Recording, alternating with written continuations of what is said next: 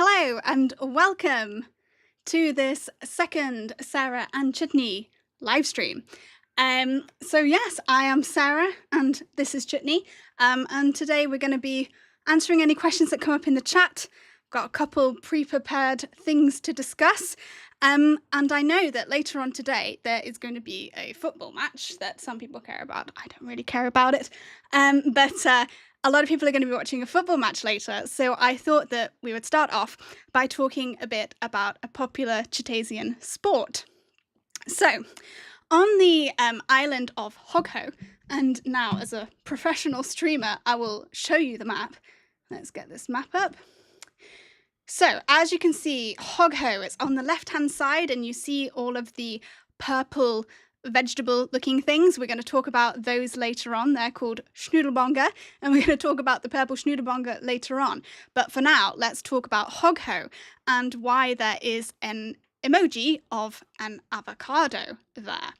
So let's reveal my face again, and let's talk about the famous sport in Hogho. Well, I don't know exactly what the sport is called, but I know what the players are called, and they're called nettiers. And what the nettiers do, so they are, of course, hedgehogs from the world of Chutasia, if you are new. And they play lacrosse with avocado stones. Do you call that an avocado stone or an avocado pip? And yeah, they play a form of lacrosse with that. Hello, Josiah, welcome to the stream. They play lacrosse with avocado pips or avocado stones, and that's a very, very prestigious career for the nettiers in Hogho. And what is quite quirky about the nettiers is that in their spare time they are expected as nettiers to be lawyers. They are sort of part-time lawyers, and they don't want to be lawyers. They want to play the avocado lacrosse game. But kind of part and parcel of being a nettier is that you must also be a lawyer. And what's quite quirky is that the families, the families are not like, oh, we're so proud of our child, they've become a lawyer. We're so proud of our child, they've become a nettier. So I thought I'd talk about that at the beginning as a little bit of taste of sports in Chutasia. Yeah, they're not really into sports. And as the professional streamer I am, I can see that my part of my backdrop is visible. We'll just go like that and hope that that was enough to hide it. Was it enough to hide it? Let's see. Yeah, okay, we'll keep an eye on that in case it pops back during the stream. So I've got another thing on my list to talk about, which was a question that came up this week about Chutney and Chutney's hygiene arrangements, if we can call it that.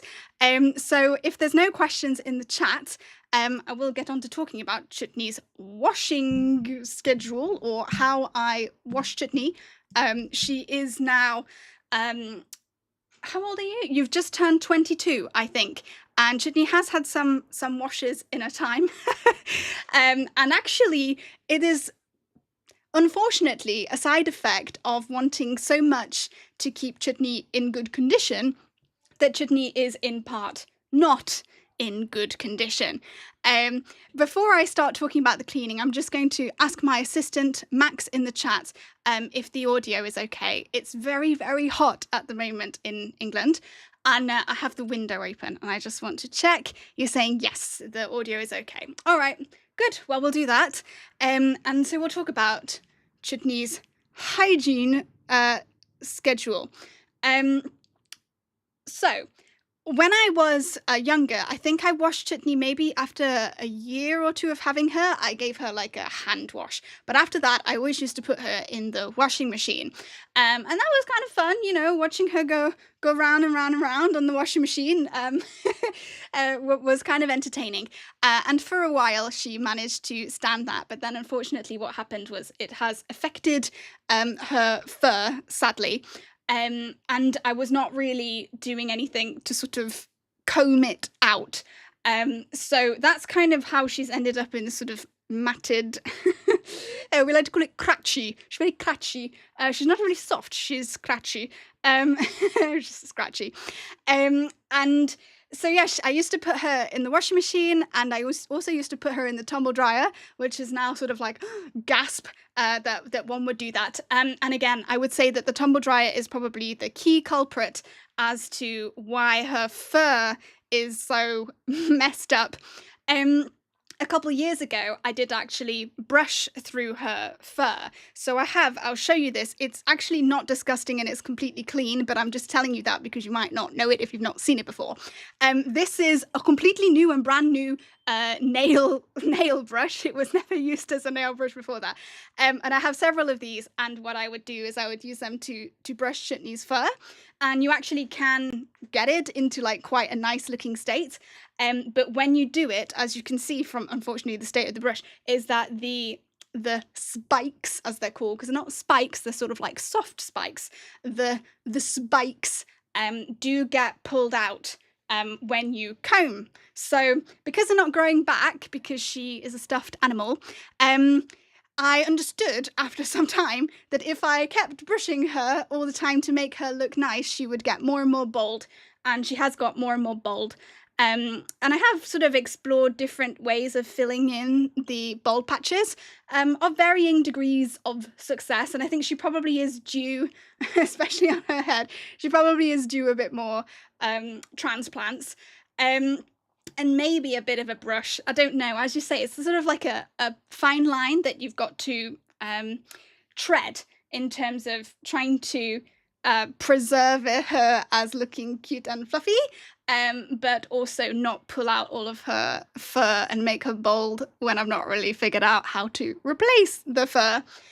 So in the last couple years, the last couple times, I have hand washed her completely. And I must mention as well that the tumble dryer has actually melted two of Chutney's eyes, and it's very interesting. Like, I'm not sure, like, this sounds bad, but I don't know, like, when I discovered that her eye was melted, I don't remember it as like a sort of traumatic event. Like, of course it is horrible that her eye has been melted, but I don't have like a kind of core memory of being like taking her out of the washing machine and being like, oh my god, her eye is melted, and crying about it. Whereas a couple years ago, she rolled off the sofa, because she's a very roly-poly, rotund creature. She rolled off the sofa and she hit her eye on the corner of a coffee table. And when I lifted her up, it's interrupted my story. Hold on. Wow, lots of suspense now. When I lifted her up off the floor, I turned her around and one of her eyes was not there. And it was, I can only describe it. It's quite interesting. I suppose when you see a stuffed animal in the way I do, like I see her as a personality, as a person, sort of. I see her as Chutney, and she has feelings, and I love her. And when I picked her up and I turned her around and the eye wasn't there, there was like a sort of hole. I don't know how to describe it.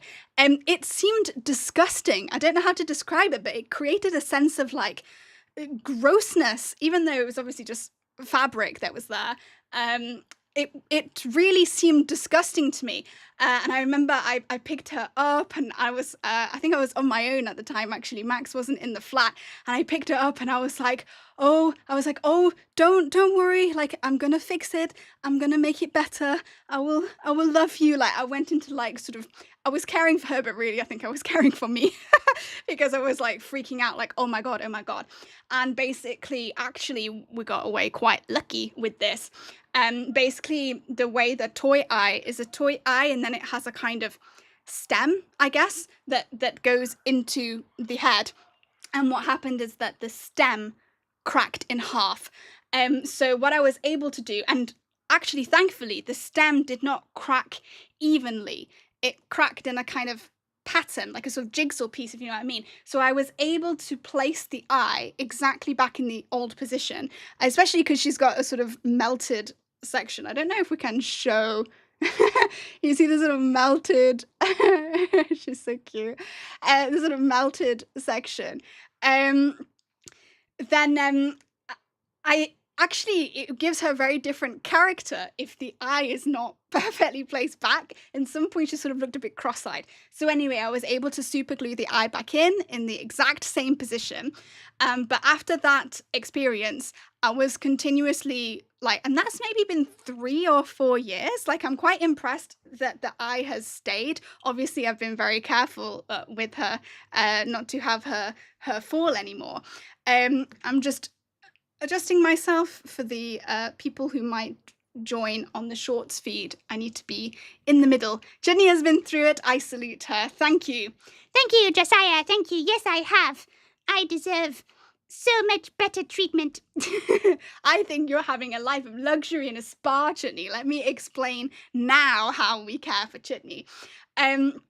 So since that, since I glued her eye in, I was absolutely terrified all the time that I was going to pick her up and her eye wasn't going to be there. So much so that I used to wake up in the middle of the night and be like feeling her face to try to see if her eye was still there, which is actually really traumatic now when I think about it. I used to like wake up in the middle of the night and be like, has her eye fallen off? I'm sort of like, yeah, I can still feel it.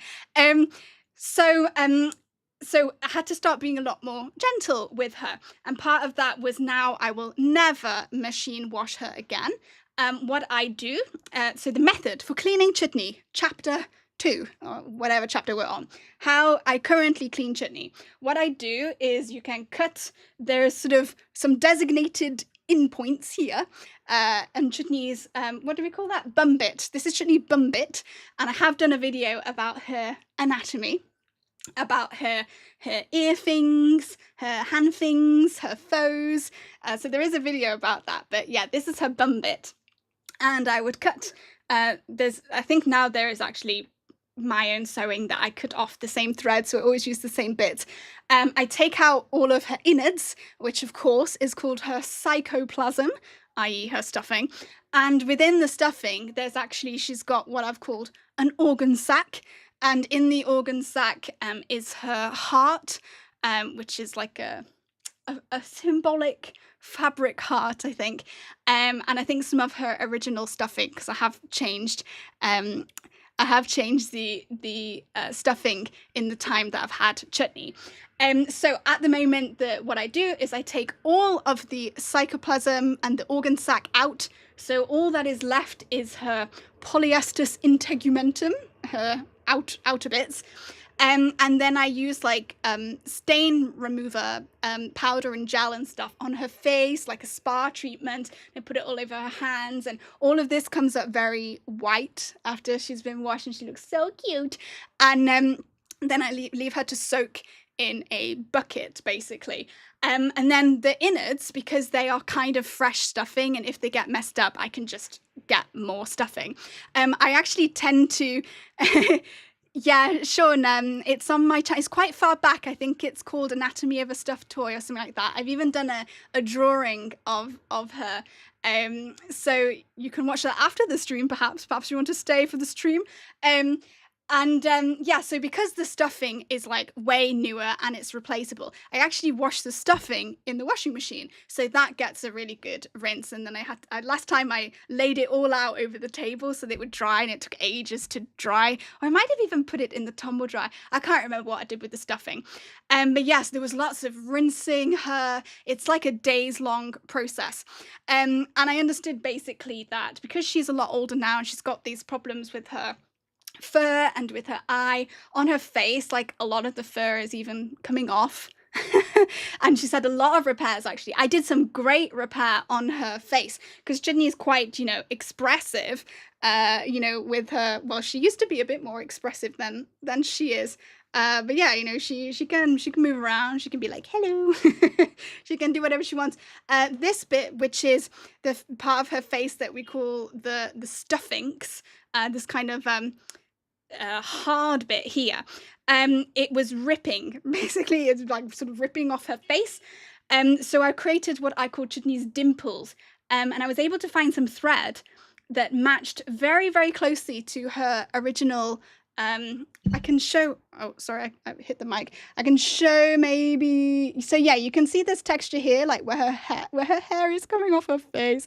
And then, I don't think you can really see it, but basically along this line here, I did some amazing repair work. So amazing that you cannot even see it.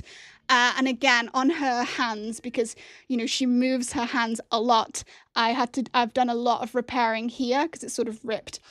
So understanding that I used to wash her once a year at Christmas, it was her Christmas gift, I used to wash her, which I think, you know, some people will be like, oh my God, only once a year, you know, given the amount that she gets played with and touched. But actually, I think most people don't wash their toys once a year. And actually what I've done is to try not to need to wash her every year.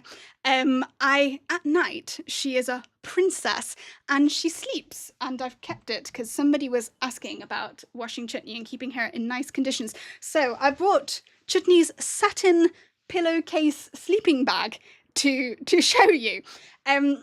So this is a tip for if you have an old stuffed animal that you still want to sleep with, but you want to keep in good condition, because I found that maybe some of the rubbing of the fabric off on the fluff off on Chutney's face might have been caused from sort of hugging her at night, and sometimes she would get sort of, I wear a lot of black pajamas, and even though they don't really transfer dye, if you hug her to you every single night, all the time for 22 years, and you wear a lot of black, even if those clothes don't run really, I did find that she was getting what we call the 5 o'clock shadow. So she did end up looking like she had a bit of a beard. And actually, I can show you on Tropickle, and I'll talk about Tropickle in a minute, and what I'm trying to do with Tropickle so that he does not suffer the same fate as Chutney. I'll talk through that in a minute. But you can see if I hold Tropickle, that his ears are starting to become a little bit black, and actually his face, you can see, is taking on a bit of a black hue. And again, these are not brand new clothes that I'm wearing, it's just the amount of time that you spend touching them or cuddling them, and the dye and the fluff sometimes transfers, and I've learned that with cuddly toys. So what do I do with Chutney? Hold on, I'm in a sticky hot mess. Anyway, what I do to be able to cuddle and sleep with this 22-year-old stuffed animal who is getting worn is I put her inside of this satin pillowcase, and specifically the pillowcase is inside out, and the reason why it's inside out is because actually this is smoother. The bit that was meant to go on your face is smoother than the inside. So in order for her to be against something very, very smooth and with very, very little friction, she needs to be on the bit where where your face was meant to go. So I have several of these satin pillowcases because I actually used to use them to sleep on, and that's what Chutney sleeps within. So very specifically, I went for white, because then I thought it would have minimal dye transfer. Well, I don't think there's any dye in it. And then she sleeps basically, there's very, very little friction. So when you're cuddling her, there's nothing is catching, and also there's not that black transfer. And then you can zip her up. So we like to make jokes. This is sort of her sleeping bag that she emerges from every morning. And I'm happy to say that I really think, oh, she's got stuck. There we go. I really think that has done so much. If you think about, you know, if you sleep 8 hours every night, and during that time, you know, the sweat and the oil from your skin and from your hands are going onto the cuddly toy, and again the fabric on the face rubbing against the fabric on your pajamas, for example, I think I've managed to really keep her in a pretty hygienic state, and with very little extra loss. In fact, most of the loss now that she has on her back is actually from making her talk. I think from making these expressions is why she has these sort of like hand marks almost on her head. So that's a bit about Chutney's sleeping arrangement. She's such a princess. I mean, you are a princess. She's the princess of Chutasia. And I've also got to show something, which I'll just show very vaguely before we talk about Tropickle and what I'm doing to sort of try to preventative care to prevent the same thing happening. This here is a little sewing kit that my mum made for me for one of my birthdays. So she designed the whole template and everything, and she sewed it for me. And basically it's where I keep all of the things related to Chutney. So I have like the different thread that I use for her arms, and I've got the needles, I've got the different thread that I was using to try to create some hair for her, and that's all in one place. I've got the needles in this little hedgehog print sewing case that even says on it, Chutney's repair kit is what it says, that my mum made. So that's very, very sweet, and that's what if I don't just drop everything all over the floor. Okay, so let's talk about, hold on, let me read the chat before I talk about Tropickle. I don't want to ignore our viewers. Right, so Sean is here. Hello, good to have you with us, Sean. I know you're on listen mode now. Yeah, the anatomy videos where I described you're driving, but I'm blasting through van speakers. Oh my goodness. Well, if you have any song requests, I don't think my singing is good enough to trigger a copyright claim, but we can try. So you've said, I kind of like big comfy, it's kind of like big comfy couch where they would do repairs or full makeovers of Molly between batches of episodes. Oh, I don't know what show that is. My granddaughter is binge watching Big Comfy Couch sometimes, and I just noticed that about Molly. Oh, I've not heard about what that is, but yeah, it's good to see that other people are caring for their stuffed animals. So let's talk about then preventative care. Preventative care, if you do not want your cuddly toys hair to end up like Chutney. So as I said, Tropickle, I've kind of only sort of had him as a special toy for about maybe 6 months or something like that. And he does not sleep within the silk pillowcase. And I think that's a pretty good scientific experiment, actually, that, again, I wear pajamas that are not new black tops, really. They've been washed many times. They don't transfer in the washing machine, but you can see on Tropickle's ears and on his face, he is getting a bit of a sort of dirty look, which is a shame because he's not actually dirty. He's very well cared for, aren't you? So, and actually on his feet, there's a bit of sort of fluff that transfers as well. So I think someday when he gets washed, I think that will come off. So what am I doing with Tropickle's fur to try to prevent it becoming like Chutney's? Well, I am heavily invested in my stuffed animals, and I do not mind to spend time on them. In fact, it's nice to have a little activity to do together. So what I've been doing, every couple days, not every day, but maybe every 2 to 3 days, I will actually comb Tropickle's hair, all of it. So I will start at the bottom, and then I will, he actually needs it doing. I will comb it all in this direction in sections like that. And then when it's all done, obviously I'm not going to sit here and do it now, but it's quite relaxing. You can do it when you're watching a video or something like that. I don't pull particularly hard. I do it all down, and it looks very nice and smooth and looks very beautiful. And then actually his hair goes upwards, so then I comb it in sections going that way, and it gets rid of sort of, you can already see, I don't know if it's really going to capture it, but you can see, no, you really can't. You can see that in some places the fur, rather than being kind of strand of fur, it starts to become sort of fuzzy, and that's when I think it starts to get matted down if you're not careful. Especially if I was now to put him in a washing machine and then a tumble dryer, it would be over for you, Tropickle. But I'm not going to do that. So notably, what I find very interesting is that when I comb the hair, nothing comes off on the comb. And I'm hoping that that means that this is a sustainable solution for those of us who have very furry toys who we like to cuddle, who are super soft and cute and fluffy. And we don't want them to end up like El Cracho. Let's show El Cracho.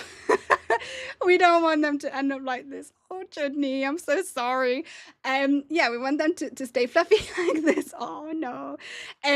So that's what I'm doing with the comb, and we'll see over time whether that turns out to work or not. I don't notice any shedding of Tropickle. He doesn't, in the beginning maybe, when I very first got him, There were a couple bits of yellow fur that went elsewhere. But yeah, other than that, so that's about the sort of meta behind the scenes of the channel in terms of keeping our new stars, because these are now our celebrities, keeping them in tip-top shape. So, you know, by the time that Chutney does get her theme park, because she's so desperate for her theme park, and by the time that happens, she doesn't look disgusting. I have always been on the search for some kind of like replacement fur. So at some point I might do like a full transplant, but don't know. I need to figure that out. So yeah, shall I put you guys down? We'll look again at the chat and then we'll go on to the next part. And I should also take a drink because it's really hot. Okay. So, are you good there, Chutney? Don't fall over. Don't fall over the table and break your eye off. This is a picture of big comfy couch. It reminds me of you and Chutney a bit. Okay, hold on.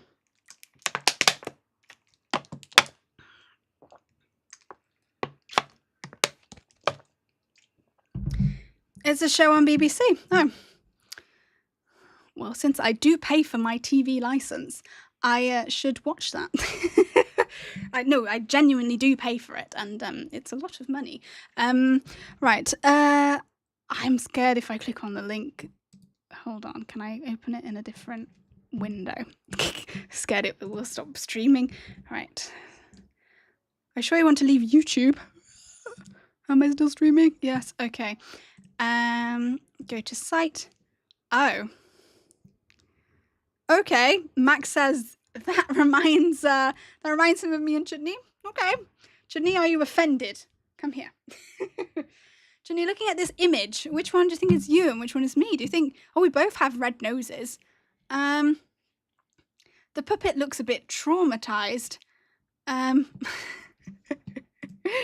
oh no, I need to find the streaming page again. Oh, okay, there we go. Yeah, okay, well, interesting. Yeah, it could be. I'll have a look at that. Maybe there's some inspiration. Am I the puppet or are you the puppet, Chutney? Let's get back into philosophy. Right, okay.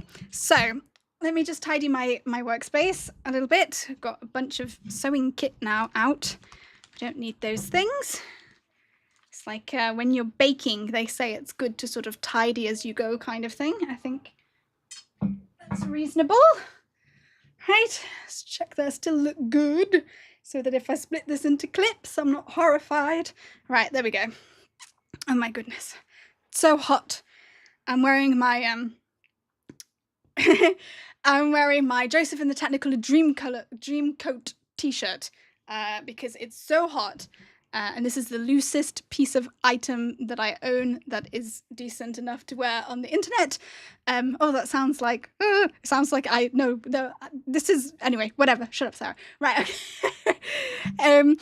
Right, so what have we got next on the list? If there are no questions in the chat for myself or Chutney, I will move on to the next topic, which is going to be the imminent giant hogweed invasion. This is a serious moment, guys. So the imminent giant hogweed invasion, I did cover previously in one of my... Sorry. I did cover... Tropical's comb was in the way. Tropickle, can you look after your comb? Yeah. So, the imminent giant hogweed invasion. It was covered in one of my previous videos where I talked about the Gravy River and the River of Gravy. So, the imminent giant hogweed invasion is a fabricated threat. Come here, Chutney. If we're going to talk about Chutasia, we do need our Sarah and Chutney host. It is a fabricated threat, we believe, by the Chutasian government, where basically they told the locals that there's imminently going to be an invasion of giant hogweed. And what the locals did out of superstition to try to ward off the hogweed was they put gravy granules into their river. And what they found was they put gravy granules into the river and then the hogweed didn't come. So they reasoned that therefore the granules were protective against giant hogweed invasions, and they kept putting gravy granules in their river, and they now have a river of gravy. But I have written some more notes this week about the giant hogweed invasion that I have conveniently decided to close. So, hold on. Here we go. Notebook.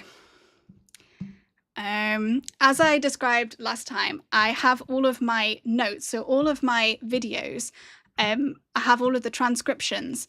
So all of the videos that I do end up as transcriptions, so they end up as writing in a way.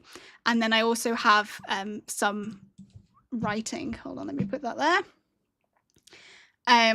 I also have some writing that I've done, and what I've done is I've linked them all together on software called Notebook LM. And I know that everybody hates AI for some reason and they think AI is evil, but in this case AI is incredibly helpful because it means I can kind of search all of my notes, and it also helps me to see in places if there is for some reason something that doesn't perfectly match. Chutney is able to provide the explanation of why there are some factual disputes in the Worldbuilding Bible. So I'm actually just going to type in imminent, sorry Chutney, you're in the way a bit, imminent giant hogweed invasion, which I think, you know, everyone should have a go at typing at some point, just to find... So Sean says, while my AI is responding to me about my own world, Sean is saying, Sarah's voice is coming out of the van speakers bouncing off the Mississippi River levee in downtown Cape. I cannot provide this. I cannot pronounce this, sorry. Cape Girardeau, Missouri, and then off the buildings behind me, and she has serious reverb. Wow. Okay, well, I think this is a moment for Chutney to sing, probably. Chutney, do you have something to sing? What could Chutney sing that would be very fitting for your environment right now? I have no inspiration. What are some of Chutney's songs? Max, can you think of any song? I know there's Chutney the Hedgehog, she's our queen, but that's not really something that Chutney sings. That's something that we sing. What would be a song that the hedgehogs sing? Frozen. Oh, Let It Go. Okay. Do you want to have a go at singing Let It Go? Not particularly. Not particularly. Okay.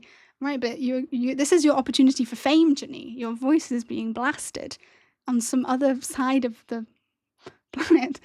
Molten. Is it? Oh, because it's very, very hot. It is summer. What's the one from Frozen that's about summer? Oh, it's the one with Olaf. We always say that Chutney is a little bit like Olaf. But Chutney doesn't like that comparison. No, I'm not like Olaf. Olaf is nothing like me. He has a song about summer, doesn't he? But because he's a snowman and he's going to melt. Yes, but I don't like that song. Okay. What ones from Frozen do you know? So you know Let It Go. And there's, what's that other one? Into the Unknown. No, it's too high. Okay, too high. So we could do... All right, Let It Go. She's going stage fright. Chutney sounds so cool with River City reverb. Oh my god. Come on, Chutney, this is your moment. What do you want to sing? I've got stage fright, I don't know. Oh, also the window is open. Yeah, she's also booming out of my window as well. You could sing Ain't No Mountain High Enough, Ain't No River Wide Enough. No. You could sing Papa Don't Preach, I'm in trouble deep. No. That's a bit inappropriate for you to sing that one. You could sing what's a very famous song? Let It Be. When I find myself in times of trouble, Mother Mary comes to me. My mum's not called Mary. And do you want to sing Mother Sarah Comes to You? Yes. When I find myself in times of trouble, Mother Sarah comes to me, speaking words of wisdom. I love you, Chutney. And in my hour of darkness, there is still a theme park in front of me. Speaking words of wisdom, you're the best, Chutney. Wow, that's a good version. Let it be, let it be, let it be, Chutney. Speaking words of wisdom. I love you, Chutney. You're the best, Chutney. You're gonna be a super YouTube star, Chutney. Wow. Well, I think that was one of the most unique versions of Let It Be that I've heard. Okay, apparently you have an actual audience in Missouri. Oh my goodness. Do they want a Chutasia theme park? This is the most important question. It could have air conditioning. It could have air conditioning only in the Blanket Mountain section, but in the Hogho Wildlands Desert it shall be hot. And they will serve hotata. There's a helicopter overpassing. I hope that's not audible. Oh well. Chutney, are there any other songs that you want to have a go at, given that our channel is not monetized, so you can, if you want, sing some songs. So there's Let It Be. What's another classic? Which is, Dancing Queen. Maybe the helicopter is not audible. The helicopter is not audible. I repeat, the helicopter is not audible. While we're at it, may I please explain something called helicopter spaghetti? Yes, helicopter spaghetti. Hey, that fits. You want to tell us about helicopter spaghetti? Absolutely. Helicopter spaghetti is just simply spaghetti with no sauce. And do you want to explain why we think that it might be called helicopter spaghetti? I can do. Do you think people care about that? I think people might care about that. If you told them, they might think it was funny. Okay. It's true. I am very funny and very interesting. So tell us why we think it might be called helicopter spaghetti, because it's sort of gone through several influential leaks, as they're called, which is when information passes from the Earth timeline to Chutasia timeline. We call it an influential leak. And we think that helicopter spaghetti might be like a corrupted influential leak. So, what do you call spaghetti with no sauce? Plain spaghetti. And what is a vehicle like a plane? A helicopter. And that's why it's called helicopter spaghetti. It's just plain spaghetti. Yeah, so that's some of the intelligent Chutasian naming, plain spaghetti. So is there another song that you feel like singing, Chutney? I don't know. Dancing Queen we came up with. Do you know the words of Dancing Queen? Friday night and the lights are low. It's a bit complicated. It's a bit complicated. It's weird because I actually know, like, Max will contest to this. Hello, Sprite God. Good to have you here. Hello, very good to have you here. Yay. You wanted to wave. Can you wave? Hello, I'm waving. You are a connoisseur of being live, so you are way more pro than me. Thanks for joining. Don't worry that you can't stay. Really appreciate all the support. Thank you so much. Yay.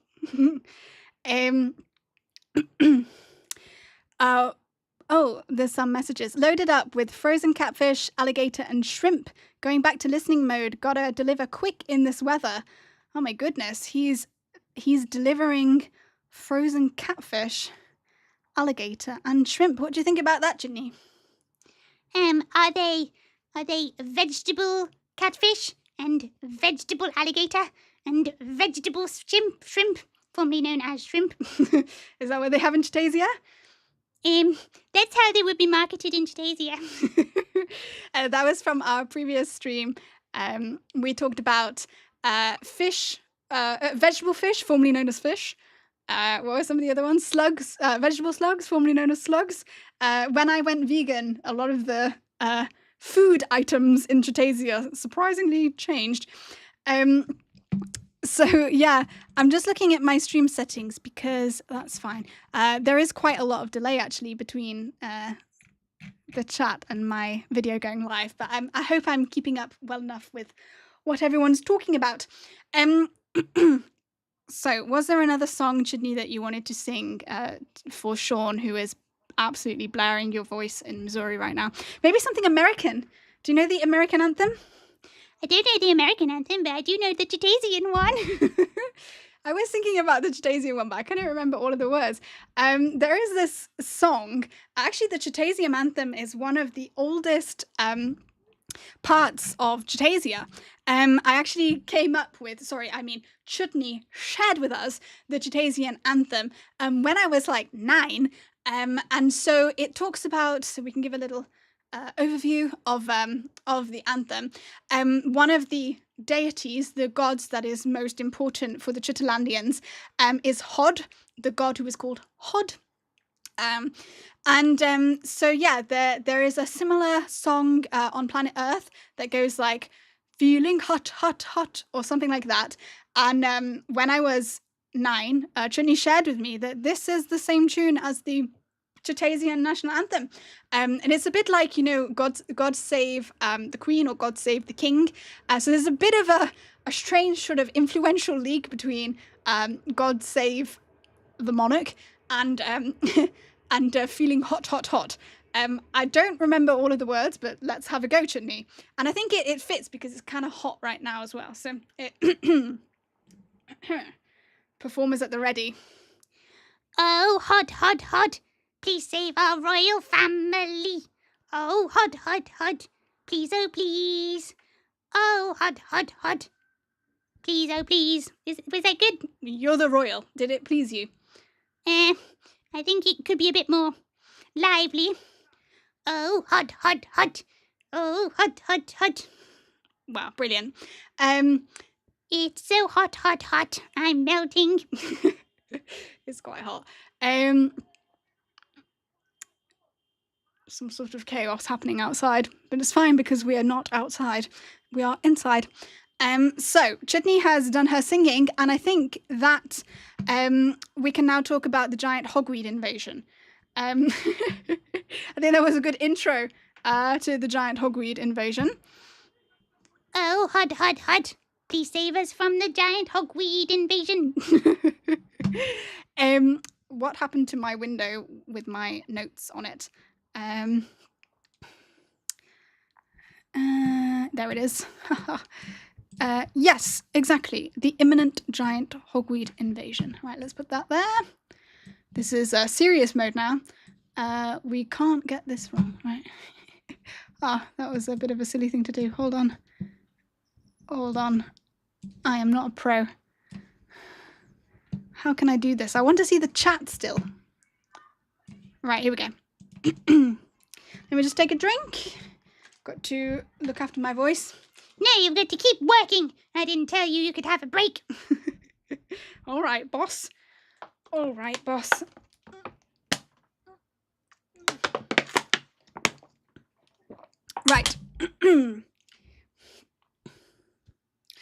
So as we covered, the imminent giant hogweed invasion is a fabricated threat by the Chutasian government. It's a hoax, and they're using it to control the population by putting them in a state of continuous threat, that they have decided that putting gravy granules in their river will prevent the hogweed. And because that appeared to work, they kept doing it, and now they have a river of gravy. And what I have discovered this week is that there is actually quite a deep psychological effect of that control tactic. And it has led to some protests. Hold on, I don't like my own notes. Let's have a look.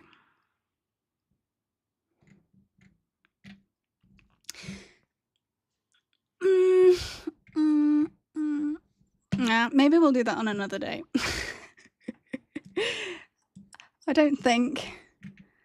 Hold on, I don't think my idea was very good. All right, well, no, sorry. My idea was absolutely excellent, and it's not up to you to decide the content of the channel.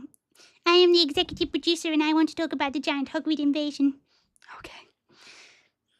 The giant hogweed invasion apparently did not mentally impact the hedgehogs in a positive way, which I'm very sorry to hear as a representative of the royal family, and I want to offer them my deepest apologies. Okay, what did you want to talk about next? Did you want to talk about Schnoodlebonga? Yes, I did want to talk about Schnoodlebonga. So Schnoodlebonga. I think the heat is getting to me. We'll talk about Schnoodlebonga, and if there's no more questions from the chat, and then we can review if you've got more energy for streaming or not. Let's see. That Hogweed invasion segment didn't go very well. Anyway, this is how we learn. I thought I had written it up, but I have not, so we'll have to talk about that on another day. But I have written the thing about Schnoodlebonga. So Schnoodlebonga is this. Let me show the map for anybody watching back. Schnoodlebonga is the purple vegetable that you see that grows in Hogho. It tastes like chicken, but it is not chicken. It is indeed a vegetable.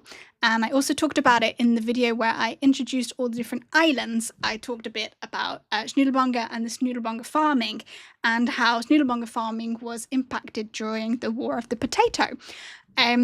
Because whenever there is a shortage of potato crop, it had an impact on the Schnoodlebonga. But that is not today's discussion. Today's discussion, I want to talk about the mythology around the founding or the discovery of the Schnoodlebonga plant. So let me just open this. Oh, I think I closed it. Oh, sorry, I'm a newbie. Right, here we go. Yeah, so it is a vegetable that is purple and resembles chicken meat.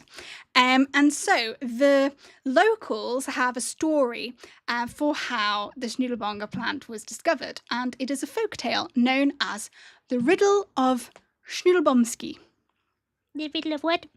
The Riddle of Schnoodlebumski. Ah, yes, of course, the riddle of Schnoodlebumski. It's very famous.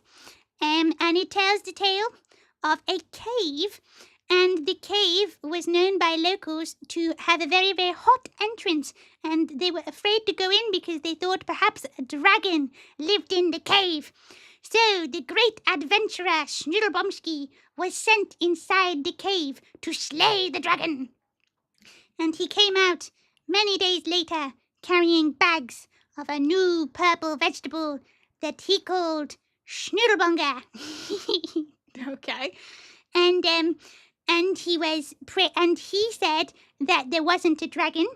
And all the locals said, "We don't believe you. We think you're just really humble."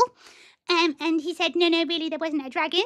And they said, "No, we don't believe you, and that's boring. There was definitely a dragon. And the Schnoodlebonga plant is the body of this mythological dragon. And that's why it's purple. You're just too humble to say that you slayed the dragon." And so that is the riddle of Schnoodlebumski. But as always, in Chutasia, do you want to take over? Because I'm getting a bit tired. In Chutasia, there is a group of people who have a more serious version of Schnoodlebumski. So it's worth saying when they tell the tale of Schnoodlebumski, often they talk about the different trials and obstacles that Schnoodlebumski encounters when he's inside of the cave. And each time they tell it, depending on the audience and the context, they add different sorts of obstacles and challenges that would be impressive to those listening. So sometimes they're physical, sometimes they're puzzles, sometimes there's a lot of them and sometimes there's not.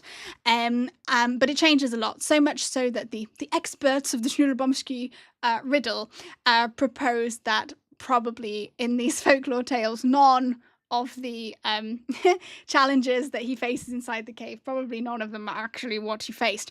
But there are a small group who say that they hold the true story. And they say that it's not actually a story about slaying a real dragon. It's about a sort of metaphorical dragon that when Schnoodlebumski goes inside the dark cave on his own for many days, that the obstacles and the challenges, I'm trying to think of more creative words than obstacles and challenges, but these things that he must overcome are actually inner troubles. So because he's on his own and he's in the dark and he doesn't have distractions and it's a bit of a stressful period and there's people all outside waiting for him and hoping that he's going to solve the problem, and they're all putting this pressure on him to slay this dragon, that what he has to overcome in the cave is his own inner demons or his own inner dragons. And they propose that maybe in the original telling of the story, they were saying that he was facing his inner demons or his inner monsters, and that got misunderstood as a literal dragon. Because it was more interesting and fun. Because it was more interesting and fun, was it, to slay an actual dragon rather than a metaphorical inner dragon? Yes. And so what they're saying is that when he's in the cave, he finds this sort of mysterious voice within himself that sort of tells him to keep going and keep going through the cave and looking to see what is in there. And because of that supportive voice that keeps pushing him to go further and further, he eventually finds the Schnoodlebonga plant that he eats to sort of maintain himself when he's in the cave. And so the idea is that the Schnoodlebonga plant is this sort of representation of having overcome sort of your inner struggles, and that was kind of like the fruits of his labour. And also I think that group are saying that his name was not Schnoodlebumski, that this is a sort of name to make a mockery of him. What? Schnoodlebumski is a totally serious name. Well, I mean, who am I to judge? Schnoodlebumski, you could imagine someone very serious wearing a suit called Schnoodlebumski, can't you? I'm not sure.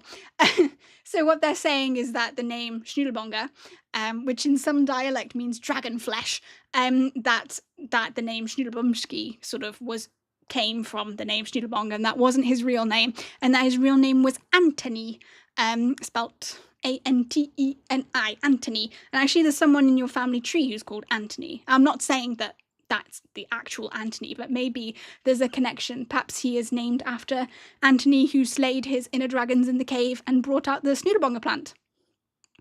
Unlikely. Okay, well, it's up to you. I don't know, I'll think about it. Do you think that would be interesting for the viewers? I think it could be an interesting element if you were somehow related to Schnoodlebumski, or one of your relatives was named after Schnoodlebumski. Okay, yes, of course, one of my relatives is inspired by Schnoodlebumski, if that would be most entertaining. Okay, sometimes I'm not sure that Chutney's stories are particularly true.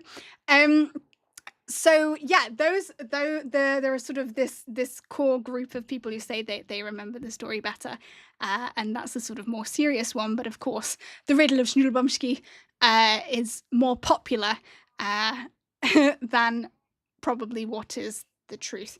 I think I covered all the aspects about the Schnoodlebonga, so we can talk a bit about some of the dishes, because I've got a couple notes about some of the Schnoodlebonga. It's a highly versatile dish. It's commonly paired with potatoes, which is apparently the official meal of Chutterland. Is it? Schnoodlebonga and potatoes? Yes, I've eaten many Schnoodlebonga and potato dishes in my life. So it says middle and upper classes enjoy it in stews. Poorer families typically eat it as strips dipped into a communal bowl of guacamole. I presume that would be in Hogho, where they've got their strips of Schnoodlebonga and then they dip it in a communal guacamole dip. That's not very hygienic. No. I would want my own dip. Yeah. So yeah, and then what they do actually, once they finish with the Schnoodlebonga, is that they dry out the purple skins, because you wouldn't really eat the skins of the Schnoodlebonga.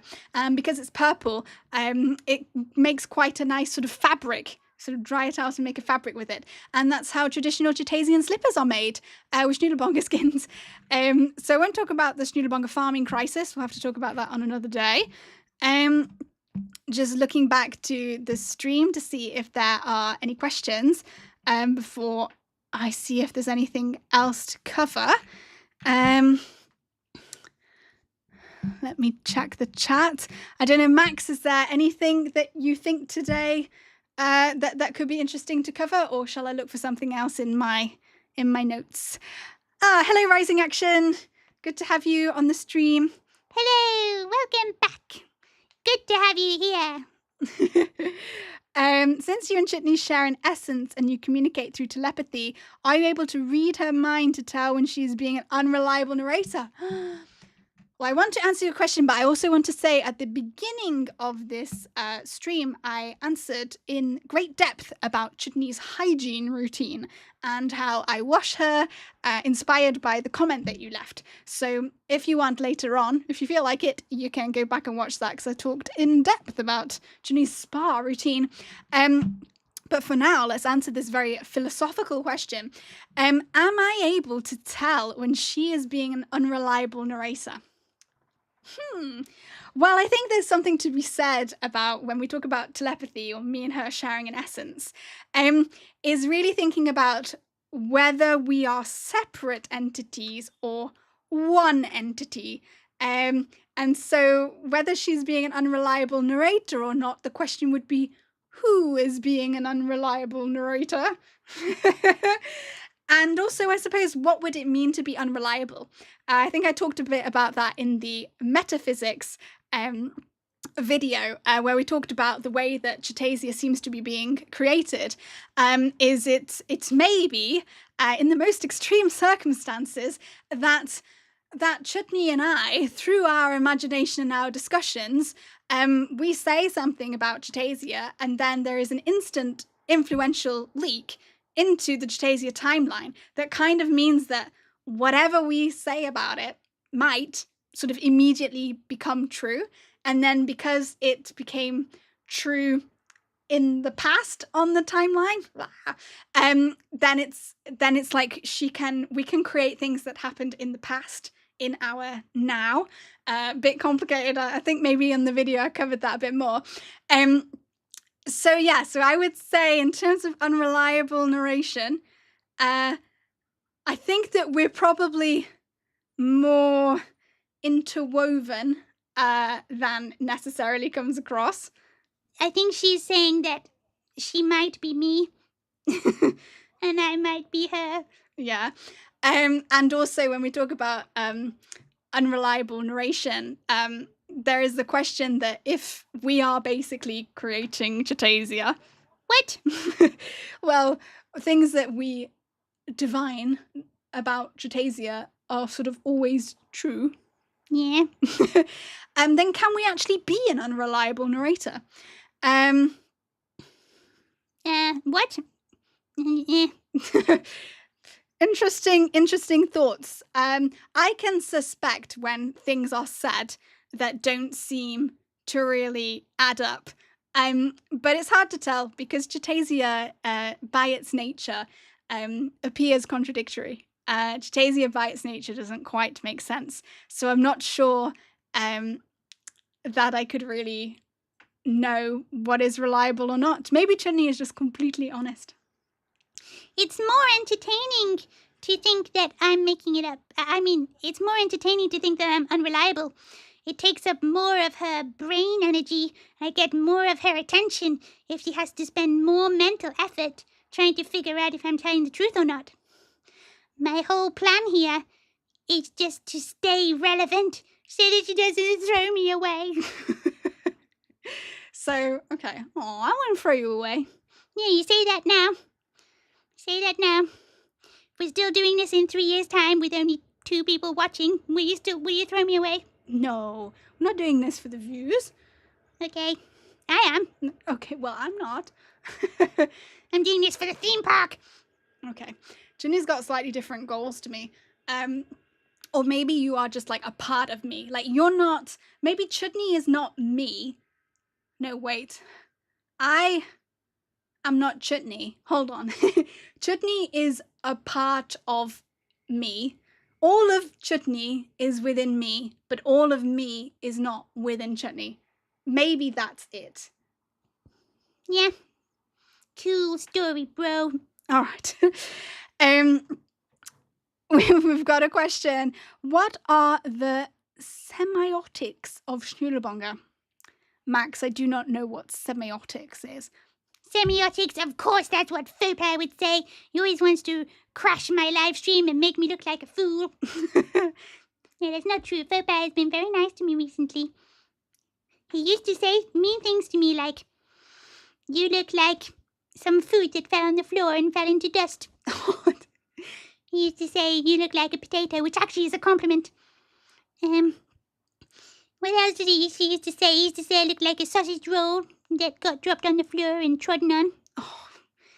This is how he expresses love, by insulting me. But he's been a lot nicer to me recently. He called me a cute princess once. All right, so So apparently, what are the semiotics of Schnoodlebonga? Philosopher Roland Barthes. This is the philosophical part of the philosophical world building. Thank you, Faux for helping me. For those who do not know, Faux means fake daddy. Because he's not my real daddy. He's my real Faux All right. Philosopher Roland Barthes said that steak frites semiotic was a sign of strength of French people, and the blood of the steak was a symbol of French vigor. Oh my goodness. So it's asking, what are the semiotics of Schnoodlebonga?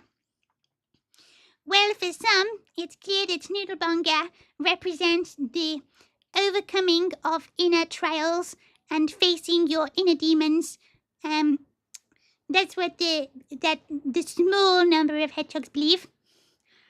But most hedgehogs believe it's about slaying a dragon, because that's more fun. So that's the meaning. So do you have dragons in Chutasia? This is a bit weird. What do you mean you have dragons? Are they like hedgehog dragons? Or do they look like dragons? Or are they dragons with spikes? What do Chutasian dragons look like?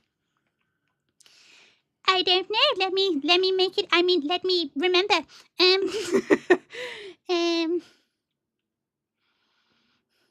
It's a bit unnerving when I'm speaking and I can see your mouth moving. Makes me feel like I'm not totally real. So, Chutasian dragons, I feel like they are like fire-breathing hedgehogs. Yes, they're fire-breathing hedgehogs and their spikes are actually spiky. Whereas Chutasian hedgehogs don't have spikes. They have spikes with a B, which is like a soft spike. Whereas Chutasian dragons are like spiky hedgehogs that breathe fire. They're very, very scary. Oh, okay. So a lot of people think that Schnoodlebumski, or he might be called Anthony, Schnoodlebumski slayed one of these dragons. Yes. It's very terrifying. Wow, but you've only just remembered it now. It was so terrifying that I had removed it from my memory until this moment. Do you not believe me? I don't know, Chutney. Any thoughts about Chutasian dragons? So has anyone actually seen a Chutasian dragon, or is it really mythical? I don't know. I've not asked every single hedgehog. Okay. I think I'll just have a drink. I'll see if any more questions come in, and then we can figure out if we want to stop or not. Here we go.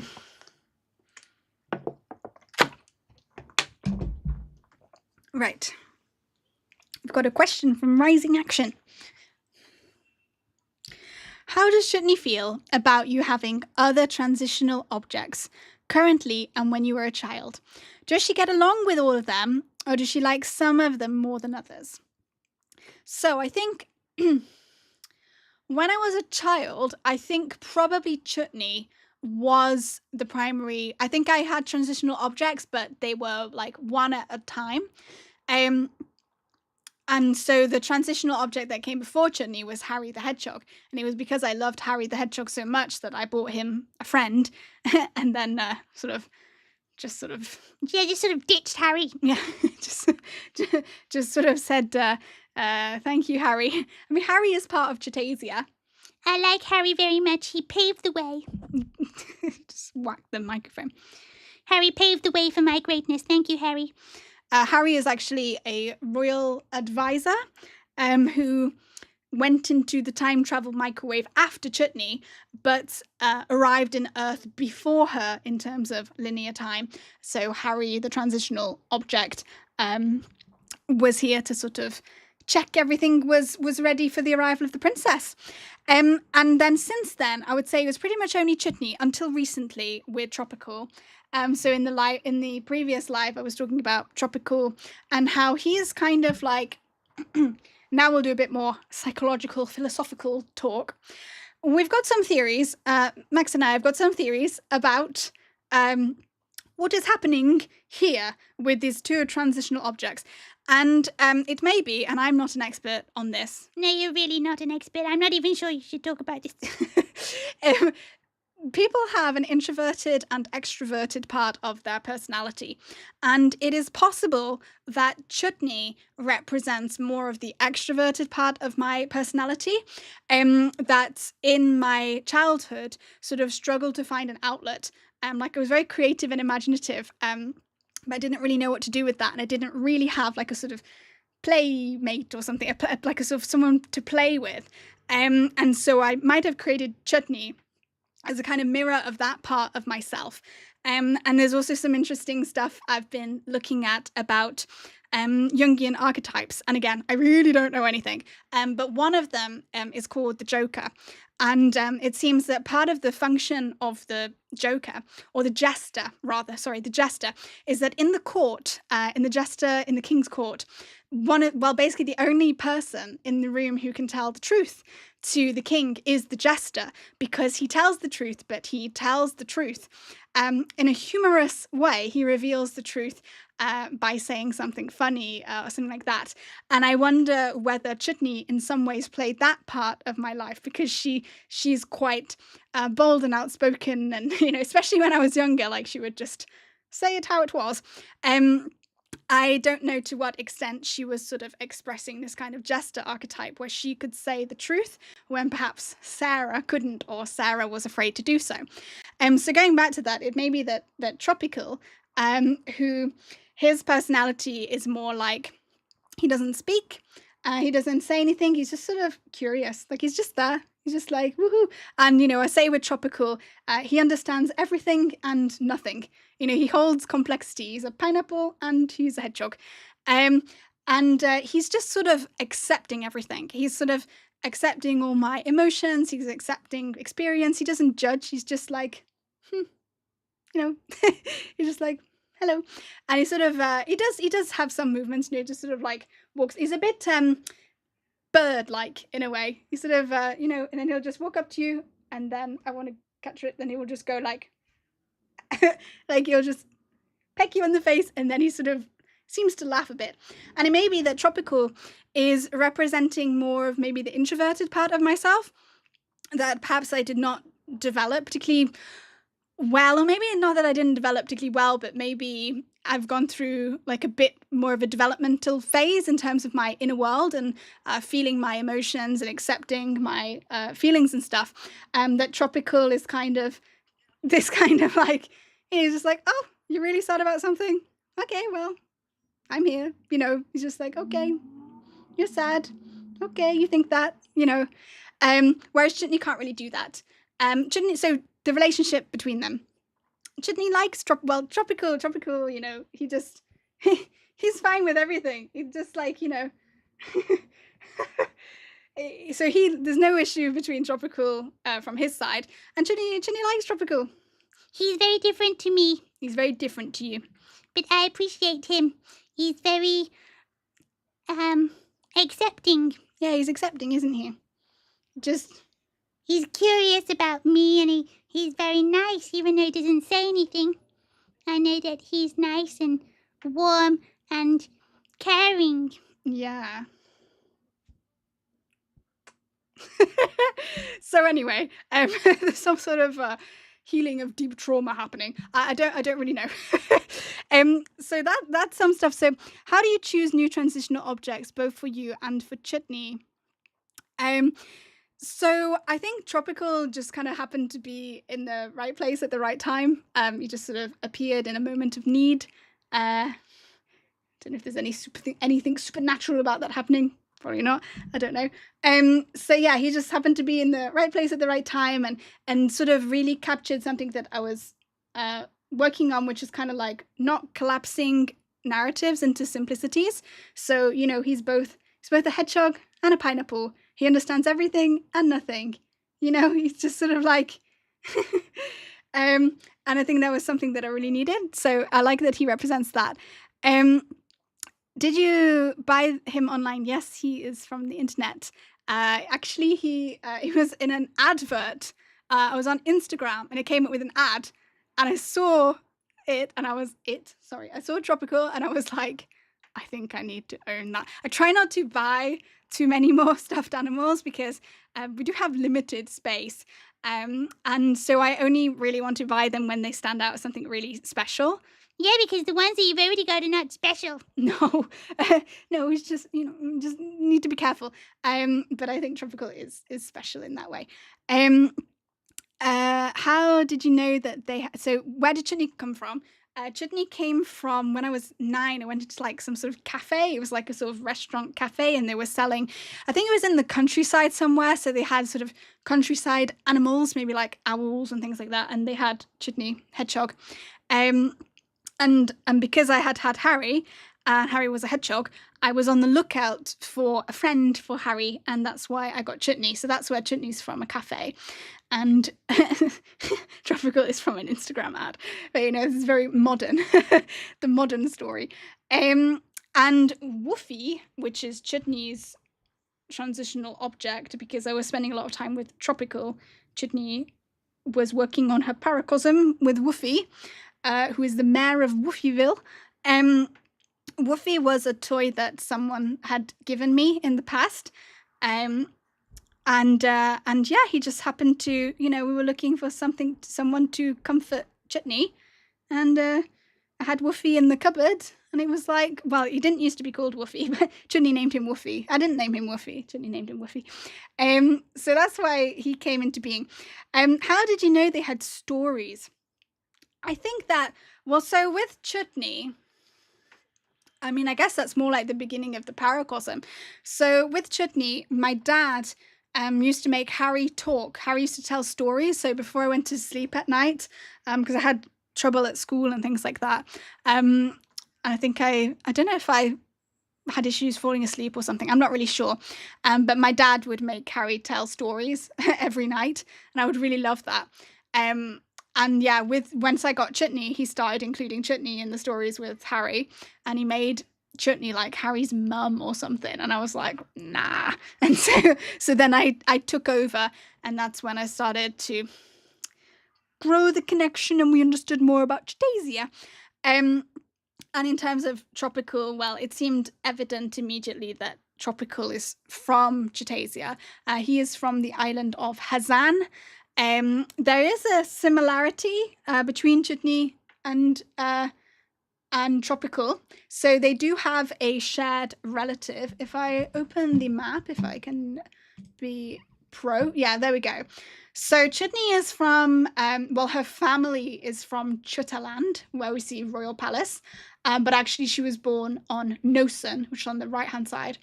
But her family, sort of genetically or whatever, is from Chutaland. And next to Chutaland on the left, you can see Hazan. This is where Tropickle is from. It's got dark green because it's a jungle. So Tropickle is from the jungle. You can then see to the left of Hazan, you see Oriziko. And I did some videos very early on about the Oriziko Misto men, who are sort of quite significant in the history of Chutaland. And the creation of the sort of current civilization. And so we know very much about the Oriziko Misto men who came to Chutaland and helped them with the potato crop, and with things like the calendar, and a lot of their society and things. And Chutney is descendant from many Misto men. And what's characteristic about the Misto men is the kind of small limbs, and the kind of very big body. And it seems to be that probably when the Misto men left Oriziko for whatever reason, I believe because it was like the sort of collapse of their civilization, perhaps. We need to look into that a bit more. It seems that some of them might have also travelled to Hazan and gone into the jungles of Hazan.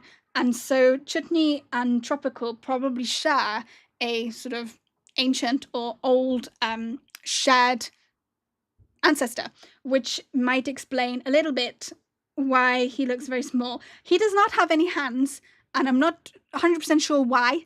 I don't know yet if it's actually something about his personality and character, or if it's just simply that the manufacturer wanted to save some money by not putting any hands on Tropickle. I actually do have, once I understood that Tropickle was going to be important to me, I bought 2 other Tropickles that are in my parents' wardrobe, well, in my wardrobe at my parents' house, because if I'd have known when I got Chutney that Chutney was going to be as important to me as she is, I would have bought like 20 spare Chutneys, because then you can mine them for their body parts. So like when her eye fell off at some point and it's all melted and now her fur is all cratchy, as we've been talking about, you could then use some of the spare ones to sort of as organ donors. Or if something were to happen to the beautiful original toy that we do not want to happen, but if something did, then their essence could inhabit one of the body doubles. So with Tropickle, once I understood that he was important, I bought 2 more, especially because they were kind of cheap. So why was I saying that? Yes, so potentially what I might do, but I need to think about it, is I might it sounds a bit it sounds a little bit barbaric to say, but I may cut off the feet of one of the spare Tropickles and sew it onto Tropickle as hands. He's just like, yeah, do whatever you want. I don't really care. It's not that he doesn't care. He's just like, sure. Like, he's not got an issue with not having hands. It's more of my issue. Yeah, we shouldn't really project our problems onto others, you know. He's never mentioned or ever suffered or been bothered by the fact that he doesn't have hands. This is all me. It's me that feels bad that he doesn't have hands. It's me that's trying to solve a problem that's not a problem for him. It's a problem for me. So really what I should address is my inner insecurity and my inner uncomfortability with him not having hands is the true solution, rather than, you know, taking a needle and thread and cutting the feet off another one. I don't know. We'll see what I do. If I do like a little hand transplant, I'll probably record it. We'll see. So that's more of an update on these 2. So yeah, they do get along. Tropickle is cool with Chutney, and Chutney likes Tropickle. I think she finds him quite a calming presence. Let me put Tropickle down and we'll answer this question that's just come in from Max. I'll just take a sip of water.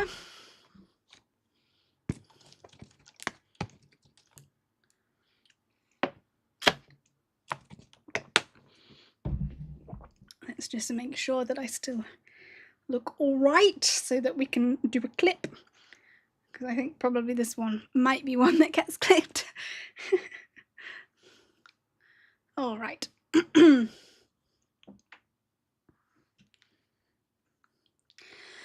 So, Chutney, we've got a question here. How do you feel about Schusslicki's recent popularity? Oh, wait, hold on. Let me read it again. Let me read it again without coughing. And hold on, my nose is a bit shiny. You're getting really the behind the scenes right now. It's very hot. Right. There we go. This one could be very popular because it mentions Schusslicki, so I want to look my best. Huh? Right, so the question is, how do you feel about Schusslicki's recent popularity among our audience, Chutney? Well, on one hand, I'm very pleased that Schusslicki has gained popularity, because this is still the Sarah and Chutney channel, and so where there is interest and a well-performing video, in the end, everything goes towards my worldwide domination and my eventual theme park. This being said, I have been talking about myself and presenting myself and my life in videos for 1.5 years now, and I do feel a little bit threatened by Schusslicki. Even though he's a fictional character, I made Schusslicki up. Schusslicki's not even real. But that's what the audience like. The audience like that he's made up and that he doesn't know if he's real or not. Well, how can I compete with that? I don't know. I mean, you could think that Schusslicki is part of your universe. Schusslicki is like a gateway to the Chutasia universe. Someone was even asking for like a Schusslicki book. Why didn't they love me? I'm just as crazy as Schusslicki. I'm even crazier than Schusslicki. I'm so crazy that I made up Schusslicki. They're not interested.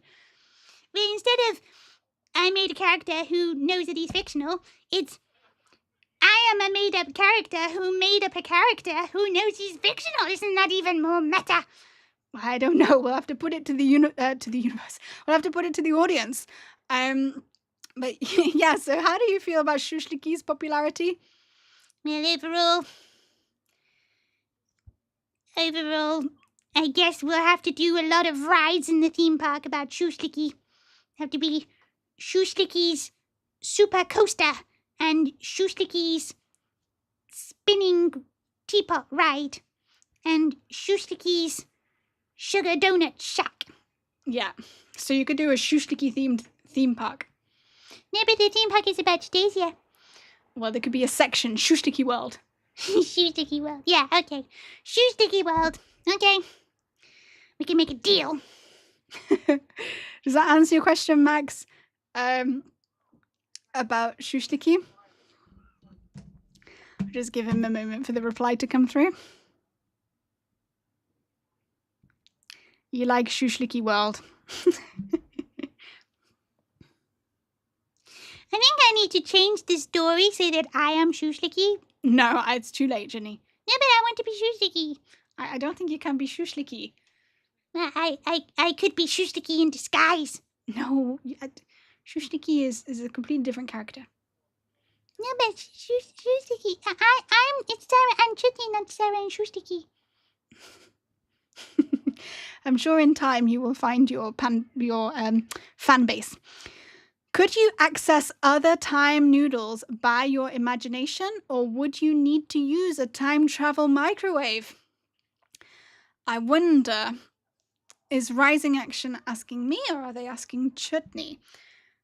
So I guess to answer this sort of first bit of your question, so could you access other time noodles by your imagination, or would you need to use a time travel microwave? So through the time travel microwave, you can access the time soup. And within the time soup, there are lots of noodles there, not just for Earth, not just for Chutasia. I would imagine there are lots and lots of noodles that we can barely comprehend what might be on them. The microwave itself is rather a tool that gets you in the state of mind required to enter the time soup.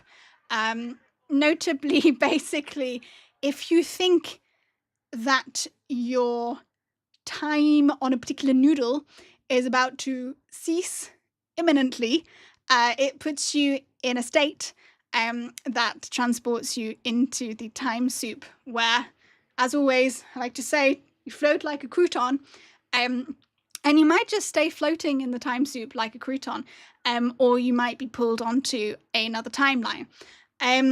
And so you actually don't need a microwave to get into the time soup, is our latest understanding. Where's Mr. Squirrel? Mr. Squirrel, the engineer. Here he is.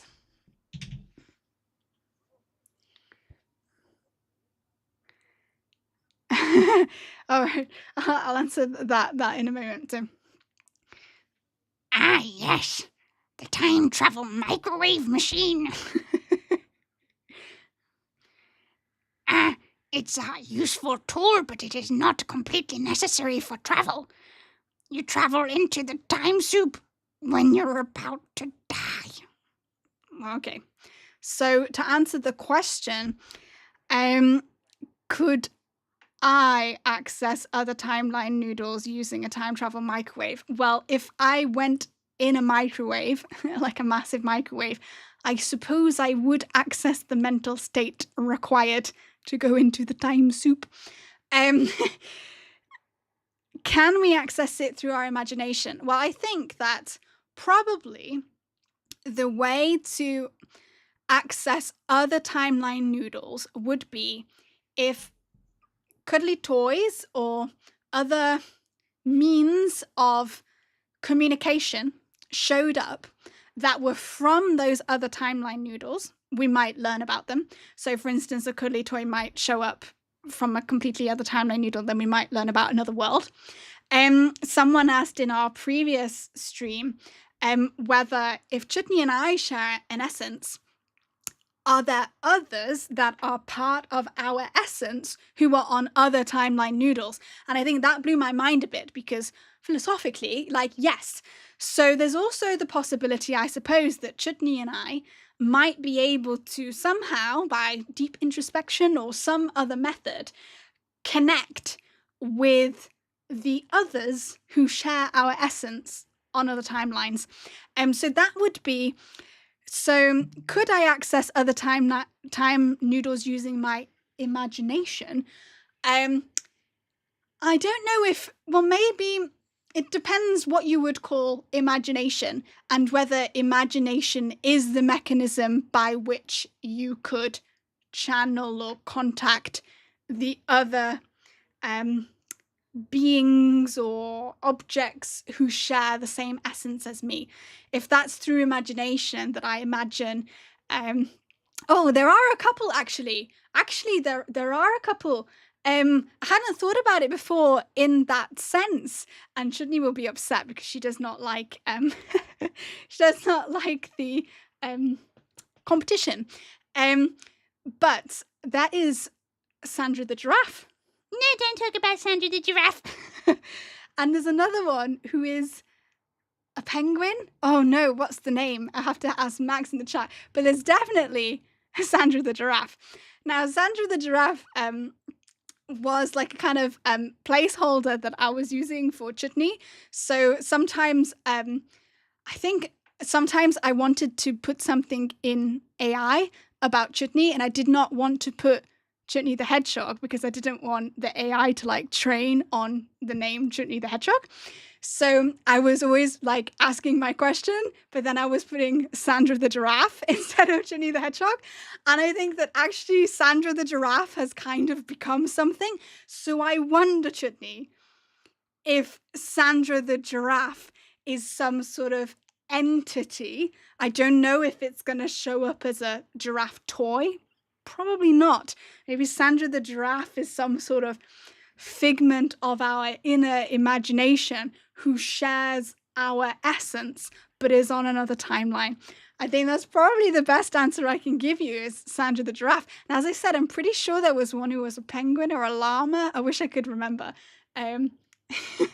So there might well be another competing franchise called Sandra the Giraffe. No. You Chutney the Hedgehog from Chutasia, not Schusslicki, not Sandra. And then we've got another question. So I love that Sandra the Giraffe has that origin story. Yes. What do you think is the cause of Schusslicki's wonder about his reality? Does he have privileged access to the time soup or his timeline noodle? So yeah, Schusslicki, there is a story behind why Schusslicki is aware. And I'm trying to think if it related or not to the golden nut. So the golden nut is essentially an ancient hard drive that has a lot of the knowledge of the ancients encoded onto it. And if you spend a lot of time in the presence of the golden nut, you end up absorbing some of its knowledge without like realizing that you've done that. So that's why, for example, both the Chutasians and the Chusasians both kind of created these very similar time travel microwaves. It's because the people who, the beings, the animals who invented them spent time in proximity with the golden nut, and they sort of absorbed the blueprint of the I suppose the ancient time travel microwave of the ancient Arizokoans, who must have also had a time travel microwave. There is an ancient civilization called the Macadamians, who are from, let me show my map again, where it says Spicus at the top.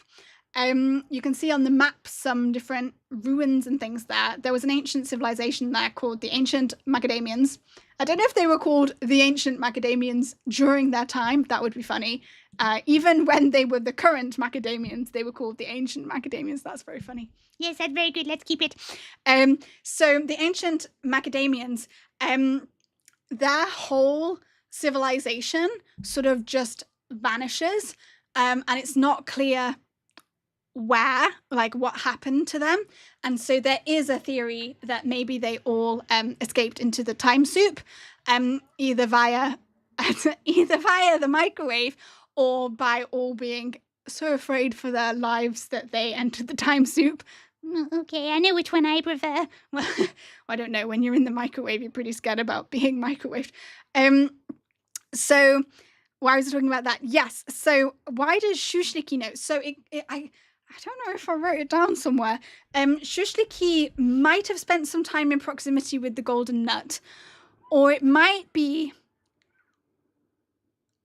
I think that there's just something about his personality and his name and his voice and the kind of ridiculousness of his character that it reveals something about the laws of the universe in a way.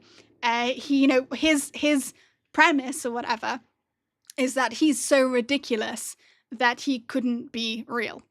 And so it might be that through Schusslicki, Chutney was a bit too bold, because if it is the case that Chutney and I are basically collaborating to make Chutasia, that when we created the character of Schusslicki, by making a character that was so kind of silly, maybe silly is not very fair, but by making a character who was a bit ridiculous, sorry, a motorbike went past. Let me say that again. Let me just let the motorbike go past. Oh, sorry, Chutney, your face is being covered. By making a character that was sort of so ridiculous and silly, it sort of revealed the workings of the laws of nature, with that being that Chutney is kind of making things up. So he became kind of self-aware, because he was like, well, this is so silly, it must be made up. I think this world is made up. And then obviously what's interesting is that Schusslicki interacts with Chutney. He spends time with Chutney. I don't know to what extent that impact. I don't know whether Schusslicki realizes. Well, it's complicated. This is weird philosophically, because Chutney spends time with Schusslicki in her past, and in her past, she doesn't know that in the future she's going to create Schusslicki, because she's not yet come to Earth and come up with the idea of Schusslicki. I think this is where there's some sort of weird kind of like, there always was a Schusslicki, like even though he's made up in a sense. I mean, I'm sure people have talked about this in much greater depth, because it's not like a completely new concept. That kind of thing must have existed in Star Trek or something. This idea that she's encountering a character that she will make in the future. But when she makes up that character in the future, she's like remembering someone from... That's retrocausality, I think. I don't know. I don't care. No, Jenny. He's trying to discredit me. Are you trying to say that my world doesn't make sense? So yeah, I guess Chutney is not sure that she's making it up. Like we don't have like full confidence that Chutasia is made up. I'm just remembering things. Yeah. That may or may not be true. Maybe Chutney doesn't actually know herself if she is an unreliable narrator or not. That could be interesting. So does Schusslicki have privileged access to the time soup or the timeline noodle? I think yes. So by his existence, it reveals something about the nature of the creator or the natures of the laws of nature. And I think he spends time with Chutney.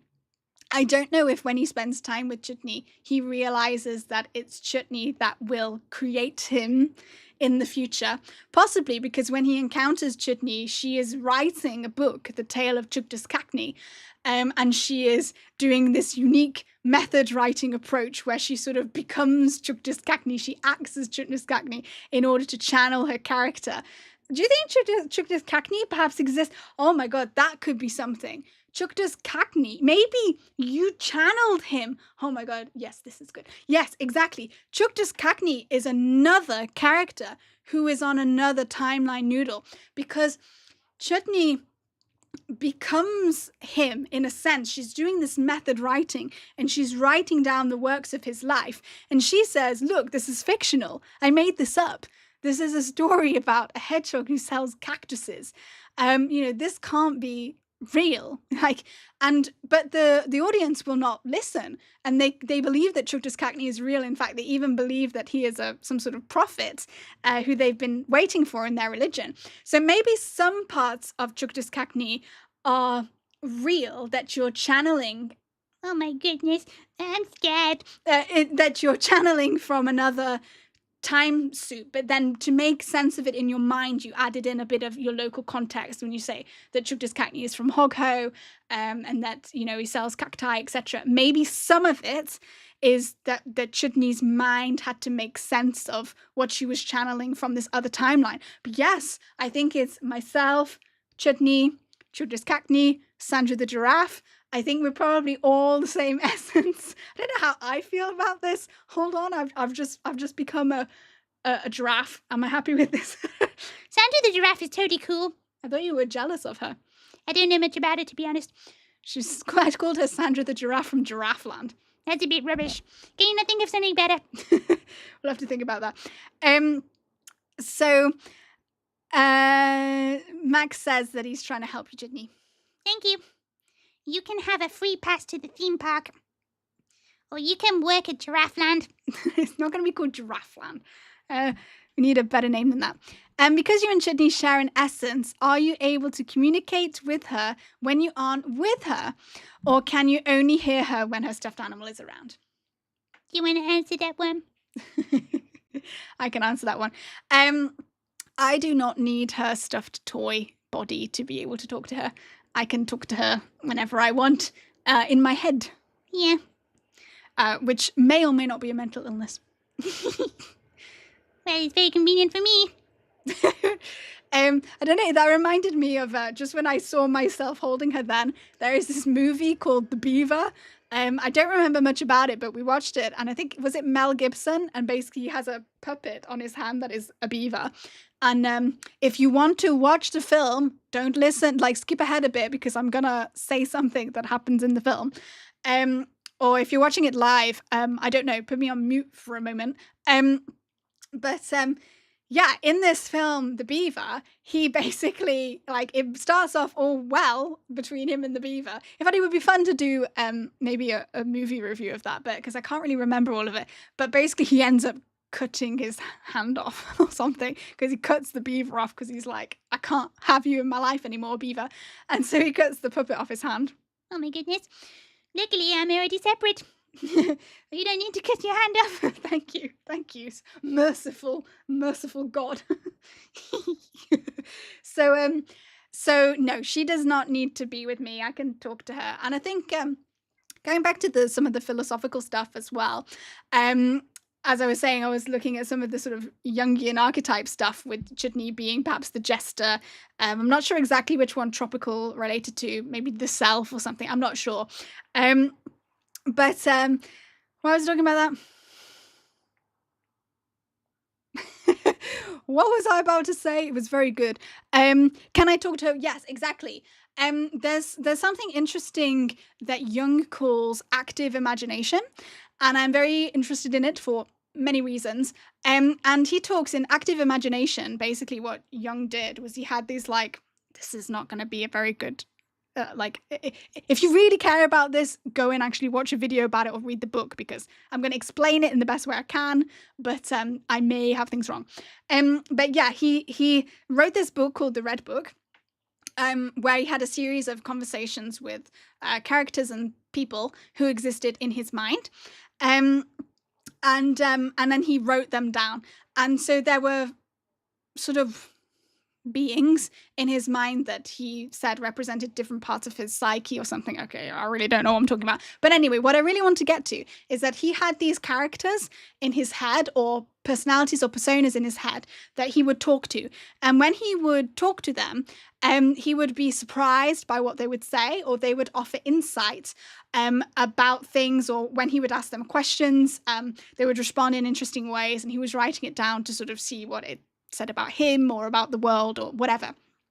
And what I want to get to is that when I interact with Chutney, because we've known each other for a very long time, when she talks and I'm making her talk, I don't think in my head like, oh, what will Chutney say?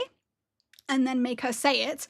It comes out as like a stream of consciousness, or maybe not stream of consciousness, but when she speaks, I don't know what she's going to say until she says it. So she truly has the ability to shock me, to surprise me, to make me laugh. So quite often, you know, Chutney genuinely says things that make me laugh, even though they're coming out of my mouth. So of course, in the sort of like paracosm world, we can talk about, you know, the shared essence, and she's sort of using me to express herself or whatever. But I think there's something very interesting about whether, like, what psychologically is actually going on could be pretty fun to, you know, I think it could even be in line with and even enhance the understanding of the paracosm. It doesn't have to be sort of like, oh, there's the fake paracosm world. It's not fake, it's real. You know, I think that they can feed each other. So yeah, I think that there's something interesting about what could be happening if Chutney is like, you know, some sort of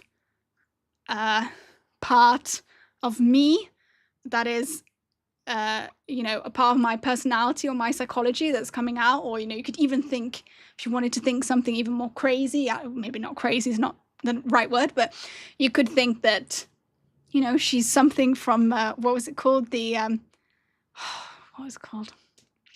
The shared unconscious, is that what he called it?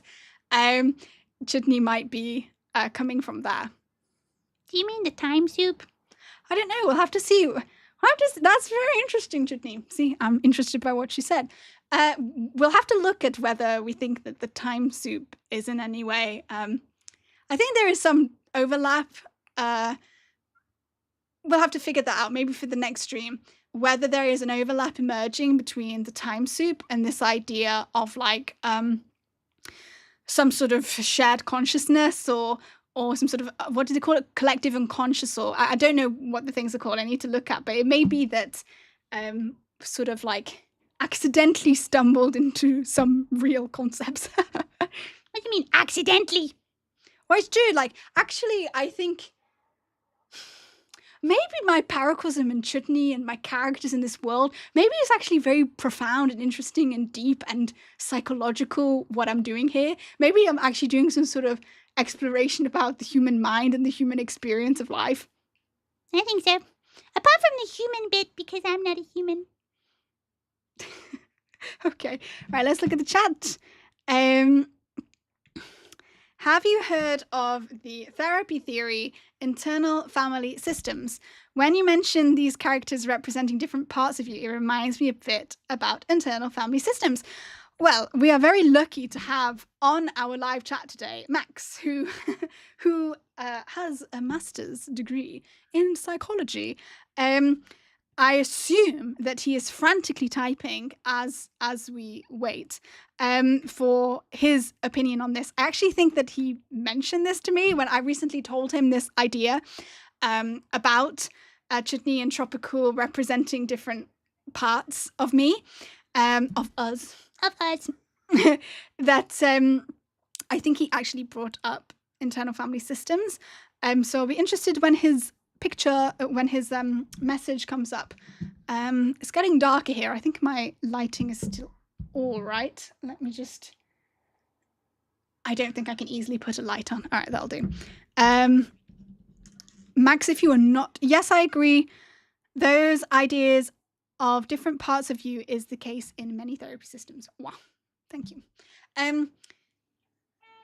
Yes, I wonder whether that we call it a day there for the stream. Thank you so much for your questions. It's been so interesting to explore. Max is telling us transactional analysis has parents, adult, and child. I'll let Max type all of his questions before I end the stream, all of his things before I end the stream. But yeah, I can feel that my brain is like, now brain is not working. Time to end stream. I will start the long and arduous job of adding in all of the chapters for this stream. Yeah, how do you think it went, Chutney? Was this stream better than the other one? I think this stream was good. Did I do, in terms of my employee report card, did I do better or worse than the last time? I think you did better. I think I did a bit better as well. I feel when I'm speaking this time, yes, Max. Oh, thank you so much for staying on, Max. Yes, it's true that this is later than we intended. Thank you. Yeah, maybe for the next stream, I'm planning to do a stream probably next week. Max can have we can have a look at the internal family systems and maybe do a little planned bit of the stream about that. So yeah, I think this stream was a bit better. I feel like I can actually understand what I'm saying as I'm speaking, which is important for making sense. And so we'll say goodbye and thank you so much for attending the stream, and we'll see you all next week. Thank you. Bye-bye. Bye-bye. Bye-bye. I'm just giving it a moment. Thank you for answering my questions and for sharing your paracosm. It's fascinating and so enjoyable to learn about. You're very welcome. Thank you. Thank you, thank you. I will remember you one day when I am famous.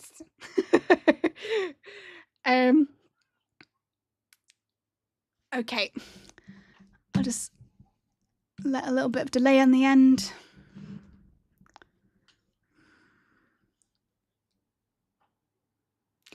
I'm never sure, because of the delay, if I click end stream, I don't know if it will, at what point it will end. Okay.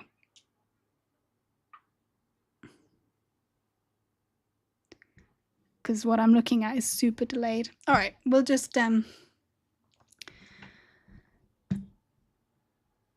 because on the screen I'm seeing it still says, I'm still thanking people.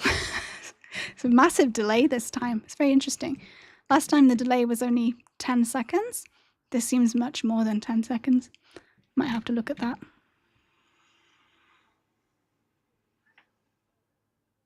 Okay, I'm going to end the stream now. Thank you. Bye-bye.